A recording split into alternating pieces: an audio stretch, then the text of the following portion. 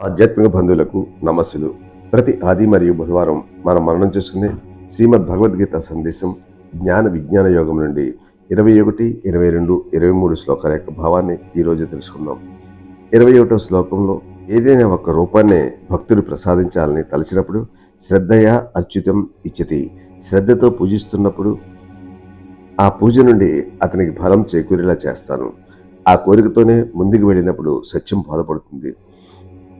నేను అతని మనసును చెడగొట్టను, అతనున్న స్థితి నుంచే అతన్ని ముందు సాగిస్తాను. వివేకంతోనూ అనుభవంతోనూ అతనే సరైన మార్గానికి రావాలి. ఈ బోధన ఆధారంగా తీసుకుని స్వామి వివేకానంద ఎవరి నమ్మకాన్ని చెడగొట్టవద్దు, అతన్ని ముందుకు నడిపించే ప్రయత్నం చేయకని వారున్న స్థితి నుంచి వారికి అపనమ్మకం కలిగి పడిపోయేలా చేయవద్దు అని చెప్పారు. స్వామి వివేకానంద ఒక మతం పద్ధతులను నిరసిస్తుండగా శ్రీరామకృష్ణులు చెప్పారు, నరేన్, ఎవరి నమ్మకాన్ని చెడగొట్టవద్దు. అలా చేస్తే వారిపైన వారికి విశ్వాసం నశిస్తుంది. ప్రతి ఇంటికి ముందు వాకిలి, వెనకాల వాకిలి ఉంటాయి. అందరూ ముందు వాకిలి నుంచే రారు, కొందరు వెనక వాకిలి నుంచి కూడా ఇంట్లోకి వస్తుంటారు అన్నారు. అప్పటి నుంచి స్వామి వివేకానంద ఎవరి నమ్మకాన్ని చెడగొట్టవద్దు అని చెప్పేవారు. అది గొప్ప బోధ.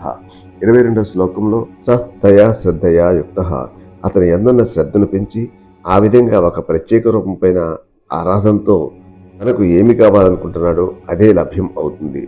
నా వల్లనే అతని కోరిక తీర్చబడుతుంది. ఎవరు ఏమి చేసినా చివరకు ప్రతిఫలం ఆ అనంత సచ్చిదానంద ద్వారానే తీర్చబడుతుంది. కానీ మనం కనుక వివేకాన్ని ఉపయోగించుకోగలిగితే మనకు దక్కినవన్నీ స్వల్పమైన ఉపయోగాలనే కలుగజేస్తాయని తెలియజేస్తుంది.